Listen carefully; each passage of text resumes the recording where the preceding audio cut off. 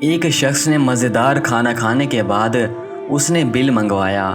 پیسے نکالنے کے لیے جیب میں ہاتھ ڈالا، بٹوا نہ پا کر نادیدہ خوف سے اس کی حالت ہی خراب ہو گئی۔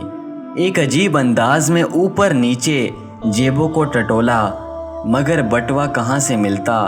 وہ تو دفتر سے نکلتے ہوئے میز پر ہی چھوڑ آیا تھا۔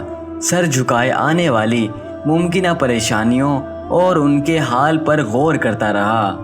کوئی راہ نہ پا کر کاؤنٹر کی طرف چل دیا تاکہ اپنی گھڑی ضمانت کے طور پر رکھوا کر جائے اور پیسے لے کر آئے۔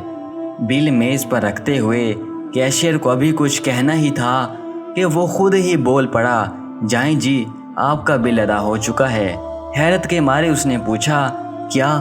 مگر کس نے ادا کیا ہے؟ کیشیئر نے کہا، ابھی آپ سے پہلے اس باہر جانے والے آدمی نے ادا کیا ہے۔